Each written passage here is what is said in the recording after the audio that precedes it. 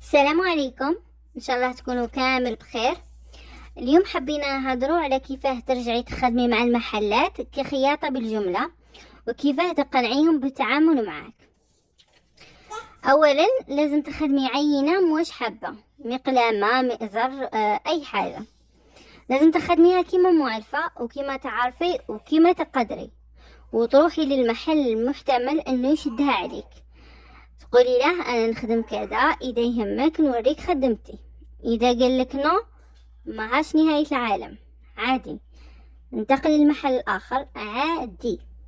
اذا قال لك وي، اوكي، وريه القطعة اون بالي تري تري بيان، بيان بريزونتابل، بيان بريزونتي، كيما لو انه انت راكي شريتها. ما تحقريهاش تقولي راهي عينة برك، الا اذا هو من بعد قال لك ما ديري ما تأمباليش كل حبة وحدها كما راكم تشوفوا هنايا في الفيديو. لانه هكذا راح يدي عليك نظرة من الاول انك تخدمي باحترافية ومش هاوية برك.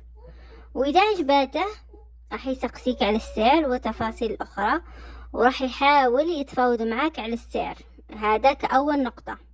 هنا ما تخافيش وما تقنطيش وما تحسبيلاش باقل الاسعار، زعما تقولي نخلي نحسب له مواشير باش هكا يدي ليا ايتو. صدقيني انه كي تحسبي لها بالسعر الناقص، راح اولا تحطمي روحك بالدرجه الاولى، راح تعاودي تحسبي التكاليف تاعك، ما حاش تخرجي كامل في ذاك السعر.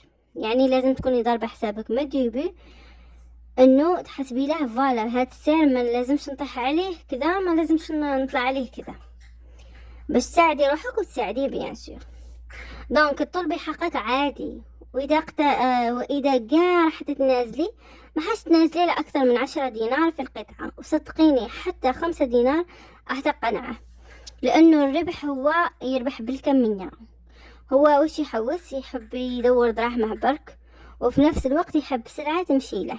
يعني لا خدمتي له حاجه مدرحه اكيد ما يديها عليك ويحسبها بون بخي، ما حش يعاود يتعامل معك. يعني ماذا بينا حاجه بيان فيني، وماذا بينا حنا نطوروا ونطلعوا المنتوج بلادنا. ماذا بينا كي يقولوا صنع في الجزائر تكون عندها قيمه. داكوغ، هذه من جهه. ومن جهه اخرى لازم تخدمي على الاسم تاعك.